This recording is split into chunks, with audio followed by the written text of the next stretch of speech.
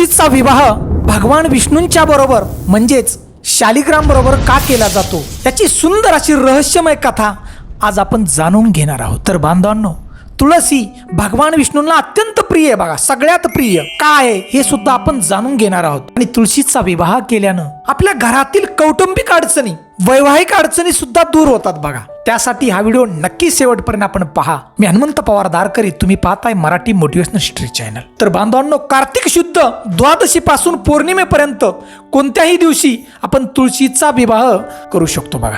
तर त्याची सुंदर अशी कथा आहे की वृंदा नावाची एक कन्या असते, ती भगवान विष्णूंची भक्त असते बघा, अफाट भक्ती भगवान विष्णूंची। परंतु तिचा विवाह जालंधर नावाचा एका राक्षसाबरोबर होतो बघा। आणि हा जालिंदर जो राक्षस असतो ना, जालंधर, याची उत्पत्ती समुद्रातून झाली असते बघा। कारण त्याच्या आईनं घोर अशी तपश्चर्या सूर्यदेवाची केली असते बघा। आणि हा जालिंदर राक्षस समुद्रातून ज्या वेळेला उत्पत्ती होती या राक्षसाची, याला महाभयंकर ताकद असते। त्याने अनेक देवी देवतांची तपश्चर्या करून त्याला वरदान प्राप्त झालेलं असतं। तर बांधवांनो, या जालंधर राक्षसांना देवही मारू शकत नाहीत बघा। आणि म्हणून याला गर्व झालेला असतो। त्यानं पृथ्वी तलावरती प्रजेला त्रास द्यायला चालू केला असतो। इथवरच नाही थांबला, साधू संतांना मारायला चालू केलं असतं। इथेच नाही थांबला तर त्यानं स्वर्गावरती आक्रमण केलं आणि स्वर्ग ताब्यात घेतला बघा। इंद्राला सुद्धा हरवलं। सगळे देव विष्णू देवांच्याकडे गेले आणि त्यांना सांगितलं की देवा, तुम्ही काहीतरी करा भगवंता। हो, सगळ्या पृथ्वी तलावरती अंधकारमय जीवन झाले, स्वर्ग लोक त्यानं ताब्यात घेतलाय या जालंधरानं, तुम्ही काहीतरी करा। ध्यान देऊन ऐकाय आपण। ज्यावेळेला जालंधरानं स्वर्गावरती आक्रमण केलं होतं, त्यावेळेला आपल्या पतीला विजय प्राप्त व्हावा म्हणून त्याची पत्नी वृंदा हिने व्रत केलं होतं बघा की जोपर्यंत जालंधर म्हणजे आपला पती विजय होऊन परत येत नाही तोपर्यंत अन्न पाणी सुद्धा घेणार नाही बघा। एवढं कठीण व्रत चालू केलं होतं आणि ती भगवान विष्णूंची भक्ती करत होती बघा। त्यावेळेस हे सगळे देव भगवान विष्णूंच्याकडे गेले की तुम्ही काहीतरी करा। भगवान विष्णूंनी विचार केला, अखंड सृष्टीचे मालक मानलं जातं, पालन पोषणाचं कार्य त्यांच्याकडे, त्यांना सगळं भूत भविष्य सगळं त्यांना माहिती आहे। त्यांनी विचार केला की आता ह्या जालिंदरला मारायचं कसं आपण, कारण याची पत्नी वृंदा माझी भक्त आहे, अफाट फार मोठी भक्ती करते, मग मारायचं कसं। त्यावेळेला भगवंताला सुद्धा कटकारस्थान करायला लागलं बघा। कारण स्वतः भगवान विष्णू जालिंदराचं रूप घेऊन या वृंदेच्या महाली आले। वृंदेला वाटलं की आपले पती स्वर्गावरती विजय मिळवून परत आले असा भास झाला वृंदेला, कारण साक्षात रूप होतं भगवान विष्णूंचं, परंतु जालिंदराचं रूप घेतलं होतं देवानं।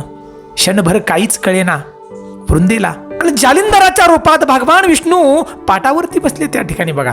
वृंदेनं स्वागत केलं, आरती ओवळली की आपले पती विजय प्राप्त होऊन आलेत। आणि त्यावेळेला बघा वृंदेनं व्रत सोडलं, त्याच क्षणी देवानं जालिंदराचं मुंडकं उडवलं आणि ते मुंडकं क्षणार्धात येऊन त्या महालामध्ये येऊन पडलं। वृंदा आश्चर्यचकित झाली की माझ्या समोर जालिंदर बसले, इकडं जालिंदराचं मुंडकं पडलं, हे कसं। त्यावेळेला क्षणार्धात वृंदेने सुद्धा भक्ती केली होती, अफाट ताकद होती भक्तीच तिच्याकडे। तिला कळालं की माझ्या बरोबर कटकारस्थान केले भगवंतानं, आपल्या पतीचा वध त्या ठिकाणी झालाय। त्यावेळेला बघा खरं काय ते समजलं की भगवान विष्णू जालिंदराच्या रूपात आलंय हे वृंदेला समजलं बघा। वृंदेला राग आला, क्रोध आला आणि त्यावेळी वृंदेनं भगवंताला शाप दिला की हे भगवंता, मी तुमची अफाट भक्ती केली आणि त्या भक्तीचं फळ तुम्ही मला काय दिलं। राग आला वृंदेला आणि त्यावेळेला बघा वृंदेनं अखंड सृष्टीच्या मालकाला म्हणजेच भगवान विष्णूंना शाप दिला की तुम्ही दगड बनून पडताल, म्हणजे शालिग्राम होताल बघा। आणि त्याच क्षणी बघा भक्तीची ताकद किती असते, या भक्तीच्या ताकदीनं दगड झाला भगवंताचा त्या ठिकाणी। अखंड सृष्टीमध्ये अंधकार झाला सगळीकडे, त्राहिमाण त्राहिमाण देव सगळे करू लागले। सगळे देव त्या ठिकाणी आले की वृंदा, तुझा शाप तू परत घे माघारी। अगं या सृष्टीला वाचवणार कोण, या सृष्टीचं पालन पोषण करणारे ते भगवान विष्णू आहेत आणि ते तर दगड झाले, तू काही बी कर आणि तुझा शाप परत माघारी घे। अहो सगळ्या देवांनी विनवणी केली बघा। त्यावेळेला वृंदेला सुद्धा दया आली आणि वृंदेनं तो शाप परत माघारी घेतला बघा। त्याच क्षणी भगवान विष्णू आहे त्या रूपात आले आणि त्या वृंदेची एवढी अफाट भक्ती पाहून त्या ठिकाणी भगवान विष्णू प्रसन्न झाले आणि वृंदेला सांगितलं की तुझी पूजा प्रत्येक घरोघरी होईल बघा आणि सगळ्यात प्रिय तू मला असशील, असं स्वतः भगवंतानी सांगितलं बघा। आणि त्यावेळेला बघा वृंदा आपल्या पतीबरोबर सती म्हणून गेली बघा। आणि त्या ठिकाणी जी वृंदेची राख झाली, त्या राखेतून तुळस निर्माण झाली, म्हणजे एक रोप तयार झालं। ते तुळशीचं झालं बघा. आणि त्यावेळेला त्याची स्मृती राहावी त्या घटनेची म्हणून स्वतः भगवंतांनी सांगितलं की तुळशीचा विवाह माझ्याबरोबर होईल, म्हणजेच शालिग्राम बरोबर होईल बघा, त्याची आठवण राहावी म्हणून. म्हणून बघा, हजारो वर्षाचा काळ गेला तरी तुळशीचा विवाह भगवंताच्या बरोबर म्हणून लावला जातो बघा. आयुर्वेदामध्ये फार महत्व आहे बघा तुळशीच्या पानं. तुळशीचं पान खाल्यानंतर कित्येक रोग बरे होतात. ज्याच्या घरी तुळस असेल त्याच्या घरी आजूबाजूला रोग सुद्धा येत नाही बघा. तुळशीचा विवाह जर आपण लावला तर बघा, वैवाहिक जीवनातील सगळ्या अडचणी दूर होतात. आणि दुसरे एक त्याचं कारण आहे, आपल्या घरातील ज्या मुली आहेत म्हणजे कन्या आहेत त्यांना चांगल्या प्रकारे म्हणजे भगवान श्रीकृष्णासारखा वर प्राप्त होतो. तर राहिलं तुळशीचा विवाह कसा करावा, तर बांधवांनो, जे तुळशीचं वृंदावन आहे ते स्वच्छ धुवावं आपण, घेरू चुन्याने रंगोटी करावी त्याची, आणि तुळशीची सौभाग्य अलंकाराने आरास करावी. बोर, चिंच, आवळा, सीताफळ त्यात ठेवावे आपण. यानंतर तुळस आणि भगवंताची पूजा करावी, म्हणजेच भगवान कृष्णांची पूजा करावी.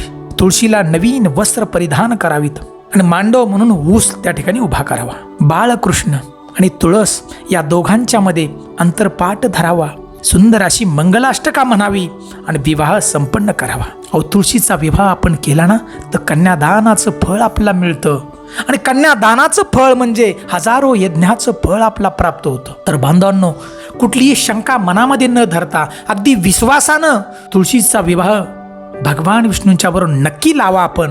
आणि ही जी मी माहिती सांगितली आपल्याला की तुळशीचा विवाह हा भगवान विष्णूंच्या बरोबर का लावला जातो, तुळशीचा विवाह का करतो, हे सगळी गोष्ट आपल्या घरातील लहान मुलाबाळांना आपण नक्की सांगा. म्हणजे इथून पुढच्या काळामध्ये ही परंपरा चालवण्याचं काम ही तरुण पिढी नक्की करेल बघा. तर बांधवांनो, ही तुळशी विवाहाची कथा आपल्याला जर खरंच आवडली असेल मनापासून तर आमच्या चॅनलला नक्की लाईक करा. आपण चॅनलवरती प्रथम असाल तर नक्की सबस्क्राईब करा. जय हिंद, जय भारत.